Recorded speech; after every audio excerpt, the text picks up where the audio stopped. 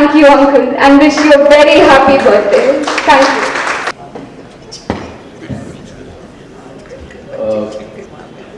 शुक्रिया आकृति। मैं बुला रहा हूँ श्री संजय जगदाले को, जिनका एक बहुत पुराना साथ चतुर्वेदी साहब के साथ रहा है। न केवल चतुर्वेदी साहब का संजय भाई के साथ, लेकिन उनके पूज्य पिता बाला साहब जगदाले के साथ में बहुत एक लंबी पारी जगदाले परिवार और चतुर्वेदी परिवार के लिए।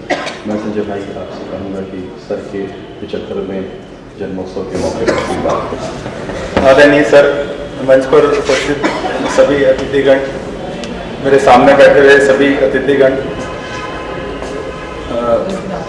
जैसा कि संजय भाई ने बोला कि बड़ा पुराना संबंध रहा है। मैं अब्बासी साहब और वीणा दीदी तो उनके कलीग रहे कॉलेज के, मैं उनके कॉलेज का स्टूडेंट रहा, तो थोड़ा अलग एंगल से बात कर सकता हूँ मैं। और जो सर की बात की अब्बासी साहब ने और वीणा दीदी ने कि सर में सेंस ऑफ ह्यूमर बहुत है, मैं वहाँ से शुरू कर रहा हूँ कुछ। 1970 में मैं आर्ट्स कॉलेज में था, 65-66 से 70 तक था, और 70 में एमए कर रहा था इंग्लिश लिटरेचर में, फर्स्ट ईयर में। शुरू के दिन की पहली दूसरे तीसरे दिन की क्लास से प्रोफेसर आपके साहब होते थे सर के साथ, तो इंग्लिश लिटरेचर की क्लास में 25-30 लड़के शामिल हो गए। जनरल इंग्लिश में 15-20 ही थे, उल्टा हो गया। और उसमें गांव के भी लड़के थे जो जिनको हिंदी इंग्लिश समझ नहीं आती थी, और अनजाने में उन्होंने साहित्य ले लिया इंग्लिश लिटरेचर, तो उसमें मैं भी शामिल था। मेरे को मेरी मदर ने फोर्स किया था कि लो इंग्लिश लिटरेचर, जो कि बीए में भी था। और 2 दिन बाद आपके साथ एक दिन आए क्लास में और बोले, मैं शब्दशाह वही बोल रहा हूँ, सरोज कुमार सर बैठे हुए, उनको बताना चाहूँगा खास कर कि जब उन्होंने 2 दिन हमारी क्लास ले ली और हमारी शक्लें देखी अंग्रेजी लिटरेचर की पढ़ने पे हमारा क्या रिएक्शन हो रहा है, तो आपके साल में तीसरे दिन बोला, अटेंडेंस लेके आए और बोले, स्टार्ट ऐसा किया उन्हें, मूर्खों, तुम्हारी शक्लें देख के आज से मैंने डिसाइड किया है कि मैं इंग्लिश लिटरेचर हिंदी में पढ़ाऊंगा। तो मुझे आज तक याद है। और उसके 2 दिन बाद का जो सर का सेंस ऑफ ह्यूमर है, सर हमको जूलियस सीजर पढ़ाते थे, शेक्सपियर का जूलियस सीजर, और मैं सर को पहले जानता था। सर मुझे नहीं जानते थे, नाम से जानते थे कि ये मेजर जगदाले के लड़के हैं, या मेरे बड़े ब्रदर बैठे हैं अशोक, वो खेलते थे, उनके भाई हैं छोटे। और बड़ा गलत इंप्रेशन था, शायद अब दूर हो गया होगा। और हमारी क्लास में उषा कृष्णन होती थी, जो आजकल शायद कॉलेज में प्रिंसिपल है शायद गर्ल्स डिग्री कॉलेज में, उनको कॉलेज का आई नहीं है। She was an outstanding student हमारी क्लास की, और मेरिट होल्डर थी, टॉप मेरिट में आती थी इंदौर यूनिवर्सिटी की। उषा जी को आज देख रहा हूँ मैं कॉलेज के बाद, इतने साल बाद, बहुत अच्छा लगा। तो सर जूलियस सीजर पढ़ा रहे थे शेक्सपियर का, और मेरे को ध्यानी रेफरेंस कुछ एक वर्ड ऐसा आया जो सर ने स्टूडेंट से पूछा कि कौन बताएगा भाई इसका मतलब क्या है। एंड 2-1 जनों से उन्होंने पूछ लिया, किसी ने जवाब नहीं दिया। उसके बाद उन्होंने उषा जी को, जो कि आउटस्टैंडिंग स्टूडेंट थी और मेरिट मेरा टॉप करती थी यूनिवर्सिटी की, उनसे ही पूछा, तो उनको भी नहीं आया। उनके बाद सर ने मुझसे पूछा कि, और मैंने कहा सर मुझे भी नहीं आता था, तो मैंने भी बोल दिया कि आई डोंट नो। तो सर कहते हो इवन यू डोंट नो। वो एक्सपेक्ट कर रहे थे कि उषा जी को नहीं आ रहा है पर मुझे आना चाहिए, तो वो गलतफहमी शायद दूर हो गई होगी, सेंस ऑफ ह्यूमर जब से था। किंतु सर से मैं आज सबके सामने हमेशा बोलता हूँ कि मैं, कोई भी स्टूडेंट होता है युवा अवस्था में, सबसे महत्वपूर्ण पीरियड होता है घर में। आपके पालकगण क्या, पेरेंट्स आपको क्या संस्कार दे रहे हैं, और दूसरा होता है स्कूल में या कॉलेज में आपके शिक्षक क्या संस्कार दे रहे हैं। मैं समझता हूँ दोनों जगह बहुत भाग्यशाली था मैं, कि मुझे अच्छे संस्कार मिले पालकों से भी, और स्टूडेंट्स के बहुत, स्कूल के शिक्षकों से, कॉलेज में भी, और सबसे बड़े आदर्श सर रहे। क्योंकि मैं सोचता हूँ उनमें कई चीज़ें ऐसी मैं उनसे सीख गया जो मैं शायद ऐसे नहीं सीख पा रहा था। घर में क्रिकेट का माहौल रहता था, मेरे फादर क्रिकेट खेलते थे, मेरे बड़े ब्रदर क्रिकेट खेल रहे थे। मैं जब छोटा था तब शौक तो था ही क्रिकेट का, पर साहित्य का और म्यूजिक का कहीं शौक नहीं था, जैसा अभी बताया गया। पर सर के साथ रह के अनजाने में धीरे धीरे जो शौक डेवलप हो गया, उसका पूरा क्रेडिट मैं सर को दूंगा कि जो क्रेडिट मेरे को, जो उन्होंने हॉबीज डाली, जो लाइफ लॉन्ग हॉबीज बन गई मेरी। आज भी सबसे बड़ी हॉबी है कि पढ़ना और म्यूजिक सुनना और शायरी और क्रिकेट के क्लब में नीरज आए या रामेश्वर चंचल जी आए या कोई शायर आता है, कुमार साहब आए थे, कुमार बारा उनके साहब आए थे जो अभी जिक्र किया गया, वो हमने फंक्शन किया था हमारे क्लब में। और मुझे ध्यान है नीरज साहब को हमने 1.5 घंटे के लिए शायद एंगेज किया था। 9 बजे से फंक्शन स्टार्ट करेंगे और 10:30 बजे खत्म हो जाएगा। हम लोगों के पास पैसे नहीं थे, टिकट्स की अभी बात की गई थी वो उसी फंक्शन की जिक्र हो रहा था, और नीरज नाइट के लिए हमारे पास पैसे नहीं थे, तो मेरे बड़े ब्रदर अशोक उस समय इंडियन ऑयल में थे, तो उन्होंने टिकट विकेट बिकवाने में हमको डोनेशन करा दिया, उनका से नीरज साहब का खर्चा वगैरह निकला। पर वो फंक्शन 3 बजे तक चला रात को। नीरज साहब 1.5-2 घंटे के लिए यस करा था, पर 3 बजे तक रात को वो अकेले पढ़ते रहे, 3 बजे तक। यही कुमार साहब के साथ भी हुआ। तो वो स्वाभाविक रूप से सीखता गया मैं कि साहित्य को कैसे ग्रहण करना, कैसे एंजॉय करना, उसका श्रेय पूरा सर पे जाएगा जो उन्होंने बदलाव लाया जिंदगी में। और बहुत सी चीजें ऐसी हैं जो सीखी, कैसे सच का साथ देना, कैसे अपने सिद्धांतों के ऊपर आप ठीक से चलो, सिद्धांतों को बैक करो, आप कॉम्प्रोमाइज मत करो, सही चीज को साथ दो, अगर कोई गलत कर रहा है तो उसको बोलो आप गलत कर रहे हैं। ये सब छोटी चीजें हैं पर जिंदगी में इंसान के लिए बहुत महत्वपूर्ण होती है। ये चीजें मैं सर से सीखा, पेरेंट्स से भी सीखा ही था। तो ये सब होने के बाद सर से फिर बाद में जो क्रिकेट के इंचार्ज थे और हमारे साथ खेलते थे, सर खुद प्रोफेसर थे, पर हमारी जब दोपहर को 2:30-3 बजे आर्ट्स कॉलेज में नेट्स होती थी तो सर 3 बजे खुद आते थे पढ़ाने के बाद घर जाके, और ड्रेस बदल के खुद वाइट ड्रेस में आते थे। तो ये छोटी छोटी चीजें हैं जो उन्होंने उदाहरण से सिखाई कि कैसे डिसिप्लिन होता है, कैसे आप सफेद ड्रेस में, खुद भी प्रोफेसर हमारे इंचार्ज हैं सर, वो भी आ रहे हैं उसी टाइम पे, तो समय की पाबंदी, कैसे डिसिप्लिन कपड़े पहन के आना, ये चीजें हमने सब लाइफ में सीखी। तो उसमें सबसे बड़ा इन्फ्लुएंस मेरे करियर में जो रहा वो सर का रहा, और मैं उसके लिए हमेशा शुक्रगुजार रहूँगा सरकार की भी। मेरे को डेवलप करने में, मेरी पर्सनालिटी जो भी है जैसी भी अच्छी है बुरी, उसमें सर का बहुत बड़ा योगदान है। मैं हमेशा आपका शुक्रगुजार रहूँगा सर। और जहाँ तक क्रिकेट के संबंध का, इन्होंने उस समय इंदौर डिवीजन क्रिकेट एसोसिएशन चलाया जब इंदौर की क्रिकेट में कोई एक पैसा भी नहीं होता था। अब तो बहुत आ गया पैसा, क्रिकेट इंडस्ट्री हो गई, अब उस इंडस्ट्री में हर कोई आना चाहता है जो इसका क्रिकेट से लेना देना भी नहीं। सर जब उस समय थे जब पैसा नहीं था, तो ये चीजें होती हैं। उस तरह से जुड़ के आए, कठिन समय में उन्होंने क्रिकेट चलाया है, हम लोगों को खिलाया, हमारी जनरेशन को खिलाया है, और बहुत सारे सेक्रीफाइस किए कठिन समय में। उस समय क्रिकेट चलाना बहुत कठिन होता था, आज तो सब चीजों की आप सब उपलब्ध है, सब चीजें आसानी से मिल जाती हैं। और पदों पे नहीं रहते हुए भी उन्होंने काम किया, और जब रिटायर हो गए, जब छोड़ के बैठे पद, तो उसके बाद जो अब काम कर रहे हैं लिखने का, उस क्षेत्र में मुझे हिंदी का कोई ऐसा लेखक ध्यान नहीं आता जिसने 11 पुस्तकें क्रिकेट पे लिखी हैं। और सबसे बड़ी बात है कि उन्होंने अपने हीरोज, इंदौर के शहर के हीरोज, होलकरकालीन महान सीके नायडू और मुश्ताक साहब, स्वर्गीय मुश्ताक साहब के नाम से किताबें लिखनी शुरू करी, और फिर भारतीय क्रिकेट पर आए।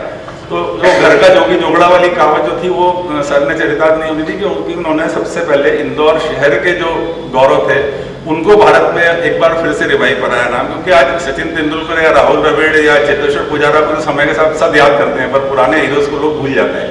वो काम सर ने बखूबी किया और आज भी कर रहे हैं। और इसी की कड़ी में मैं सोचता हूँ, मेरे को याद नहीं आ रहा, मैं बैठे बैठे सोच रहा था कि अंपायर्स पे आज तक किसी ने किताब, मैं बहुत पढ़ता हूँ किताब, आज भी बिना क्रिकेट की किताब पढ़े मैं सोता नहीं हूँ, वरना जाने कितने साल से हो गया, कुछ ना कुछ जरूर पढ़ता हूँ बुक में। पर मुझे याद नहीं आ रहा है कि किसी ने भी, अंतर्राष्ट्रीय लेखक ने भी अंपायर्स के ऊपर किताब लिखी। मैं पहली किताब देख रहा हूँ, सर को मैं बधाई दूंगा। बड़ा कठिन सब्जेक्ट था, क्योंकि अंपायर ने खुद ने अपनी आत्मकथाएं लिखी, ऑटोबायोग्राफी लिखी है, पर किसी दूसरे व्यक्ति ने अंपायर्स के ऊपर किताब लिखी। ये पहला केस दिखता है मुझे। मैं नहीं सोचता कि ये प्रयास और किसी ने किया। और मैं सर को सबसे पहले बधाई इसलिए दूंगा कि आपने जो हिंदी, आप अंग्रेजी साहित्य के प्रोफेसर होकर भी जिस तरह से आपने हिंदी के माध्यम से क्रिकेट को लोकप्रिय बनाया, और क्रिकेट की जानकारी मध्य वर्गीय और गरीब वर्गीय लोगों को जो जानकारी दी सस्ती पुस्तकों की तरह, राष्ट्रीय बुक ट्रस्ट भी उसके लिए नेशनल बुक ट्रस्ट भी बधाई का पात्र है। तो ये जो जोड़ी हमेशा बनी रहे और आप शतायु हो, और हर साल एक किताब लिखते रहें इसी तरह। टॉपिक तो सर आपको बहुत मिलेंगे, अगर नहीं भी, जैसे अजय बोल के गए, मैं बैठे बैठे सोच रहा था कि आजकल कंप्यूटराइज इतना हो गया, क्रिकेटर की शायद एक किताब आप कंप्यूटर में भी लिख दें आगे जाके। मैं चतुर्वेदी परिवार का भी बहुत आभारी हूँ, जिन्होंने हमेशा मुझे एक सदस्य की तरह माना। आप सबको बहुत बहुत धन्यवाद। आप शतायु हैं, धन्यवाद। हमारे बीच श्री अभिलाष खांडेकर आ गए हैं, जो लंबे समय से पहले खेल पत्रकारिता से जुड़े रहे, और वो तो दैनिक भास्कर समूह के सफल प्रकाशनों के संपादकों में शुमार किए जाते हैं और बहुत ही अच्छा लगेगा अभिलाष भाई को हम सुने, लेकिन उसके पहले मैं चाहूँगा कि समिति परिवार की ओर से अभिलाष भाई का कोई स्वागत है। जी आप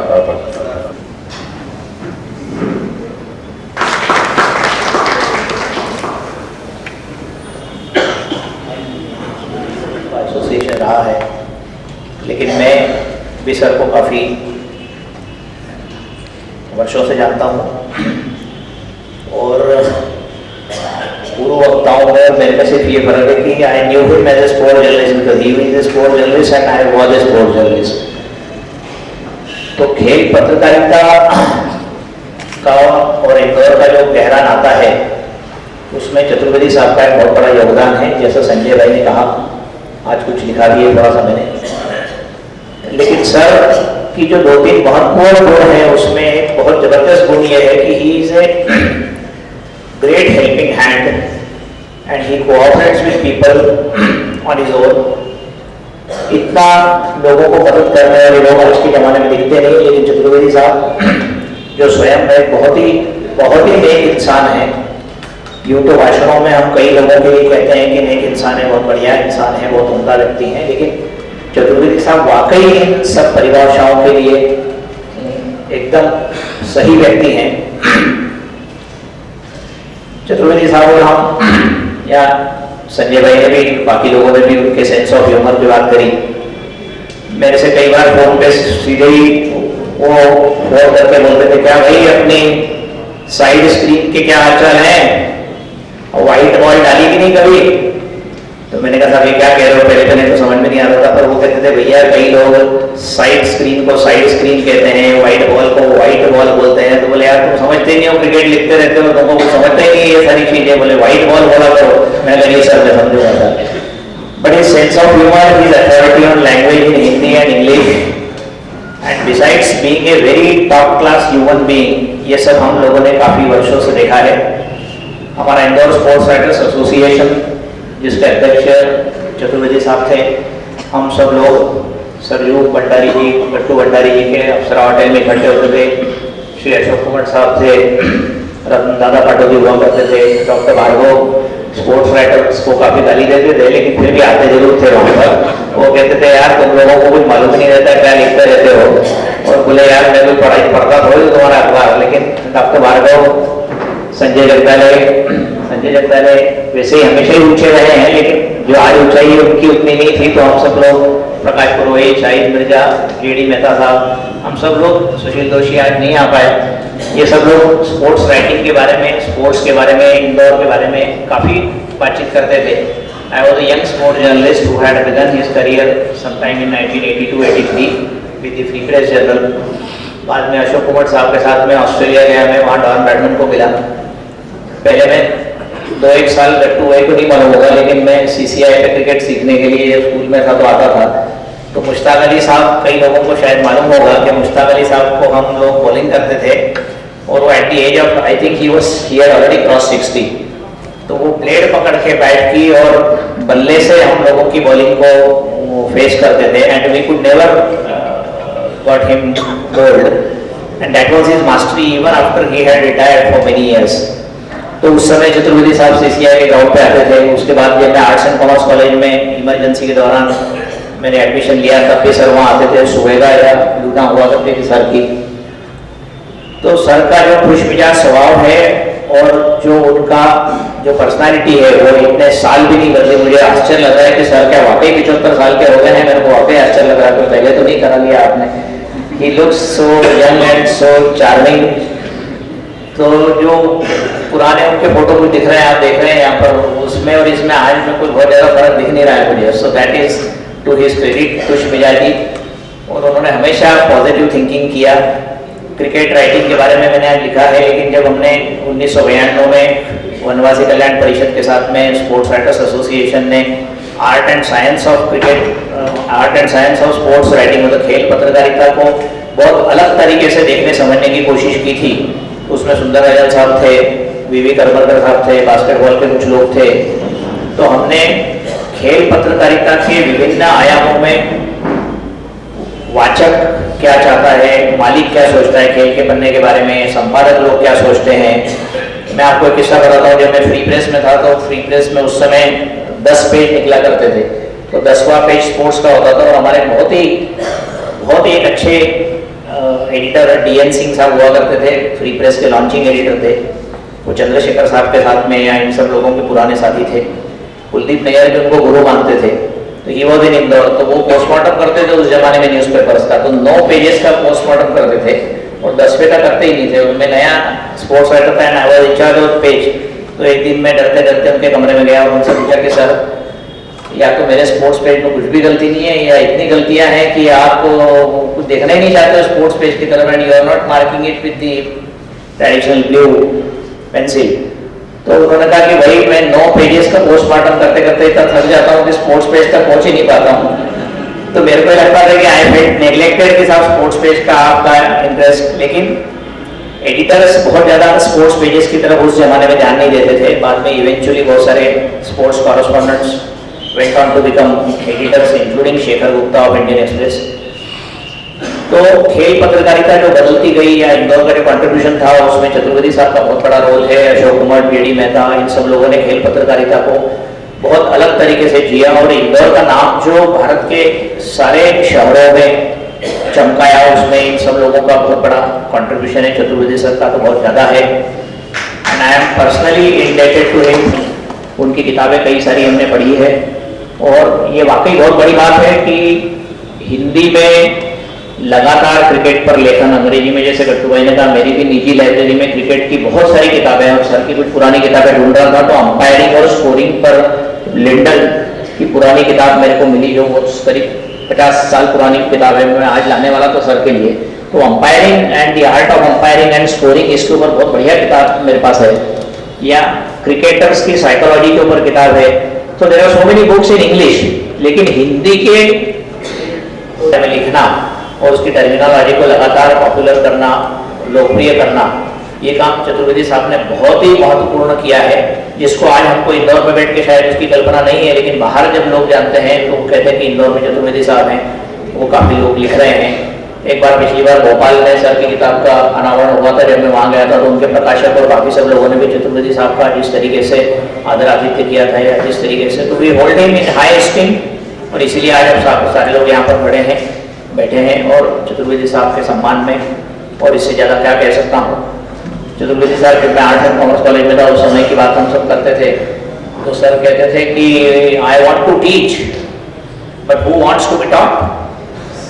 तो बोले हम तो पढ़ाने के लिए तैयार है लेकिन पढ़ने के लिए कोई आ ही नहीं रहा, because the attendance in the college kept dwindling over the years and there would be 5 or 10 students. Gattu भाई के जमाने में तो क्लास भरी होगी शेक्सपियर के लिए, लेकिन बाद में there would be very few people to. तो ये चतुर्वेदी साहब के अलग अलग वो हैं। आज यहाँ पर हम सब लोग इकट्ठे हुए हैं, उनके लिए दीर्घायु होने की शुभकामना करते हैं। धन्यवाद। Thank you sir. आपने गुजरे ज़माने के इंदौर के बहुत सारे नामों को और यादों को ताज़ा कर दिया, और वाकई ये करिश्मा इंदौरियत का ही है जो प्रोफेसर SP चतुर्वेदी साहब से 10 से ज़्यादा किताबों पर लिख पाता है। सर जो नाम अगला दिखाई होता है उसमें सुरेश गावड़े जी का नाम भी आज मुझे याद आ रहा है कि जिन लोगों ने हिंदी खेल पत्रकारिता के लिए बहुत काम किया, और एक टीम हुआ करती थी जो अखबार के सफ़ों पर ज़्यादातर लिटरेचर या फिल्म या दीगर विषयों पर, पॉलिटिकल विषयों पर जगह होती थी, तो 1-2 लेख गाए बजाए हमें खेलों पर भी दिख जाते थे, और चतुर्वेदी साहब को, गावड़े साहब को, GD मेहता साहब को, इन सबको देना पड़ेगी। और इसी वजह से शायद हिंदी में पत्रकारिता, खेल पत्रकारिता का एक स्वर्णिम युग, जैसा अभिलेष भाई ने कहा, कि वो शुरुआत हुई इंदौर से, ऐसा हम मानते हैं। हमारा प्रोग्राम मंजिल मकसूद की तरफ आ गया है, जहाँ से पहुँचना था, और आज बहुत सारी यादें हमने ताज़ा की हैं। तुलसी सिलावट जी जो कि गवर्नमेंट आर्ट्स एंड कॉमर्स के पूर्व अध्यक्ष रहे, सबका आशीर्वाद देना चाहते हैं। आइए। न्यायमूर्ति ज्ञानी साहब हमारे पीछे मौजूद हैं। मेरे तक एक संकेत आया था कि ज्ञानी साहब 2 शब्द कहना चाहते हैं अपनी भावनाओं के इजहार के ऊपर। सर आइए, आपका स्वागत है।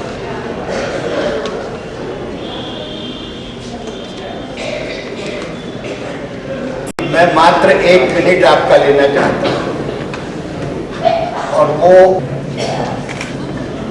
सूर्य प्रकाश प्रतिबंधित होने जा रहा था। H.G. वेल्स ने एक नॉवेल लिखी एन वेरोनिका, आप सब जानते हैं, वो साइंटिफिक फिक्शन के लिए बहुत प्रसिद्ध है। यहाँ अंग्रेजी साहित्य, हिंदी साहित्य के मर्मज्ञ बैठे हैं। उस पुस्तक पर मैनचेस्टर में पब्लिक लाइब्रेरी में प्रतिबंधित कर दी गई एन वेरोनिका। तो एक प्रख्यात अर्थशास्त्री, उन्होंने कमेंट किया कि कल जब मैनचेस्टर में सूर्योदय होगा और अपनी पूर्ण आभा के साथ सूर्य प्रकाश प्रसरित होगा, तो क्या उस पर भी प्रतिबंध लगा दिया जाएगा? एन वेरोनिका पर प्रतिबंध, और ऐसी अनेक कई नॉवेल्स और ऐसी साहित्यिक कृतियां हैं जिन पर प्रतिबंध लग चुका है।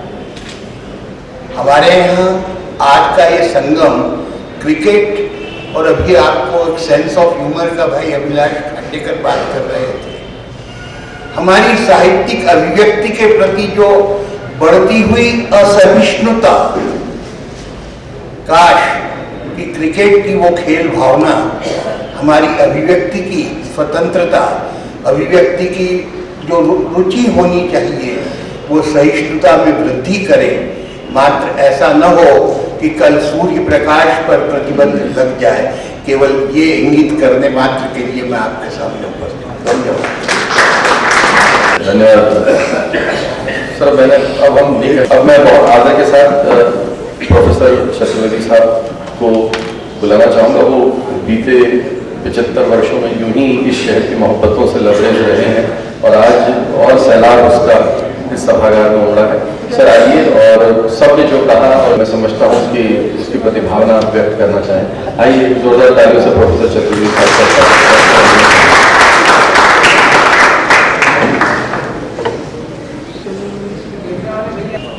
और जब इतने लोगों ने इतना सब कह दिया, मेरे लिए कुछ कहने के लिए नहीं रहा। मैंने खुद कभी अपने आप को इस नजर से नहीं देखा जिन नजरों से इतने सारे लोगों ने मुझे देखा। मुझे नहीं मालूम था कि वो गुण जो जिनकी चर्चा हुई है वास्तव में मुझ में है या नहीं। कभी कभी ऐसा लगता है कि शब्द अपना अर्थ खो देते हैं। औपचारिकता के रूप में लोगों की तारीफ की जाती है तो समझ नहीं आता कि वो वास्तविक तारीफ है या कुछ लोगों को खुश करने के लिए कहा गया है।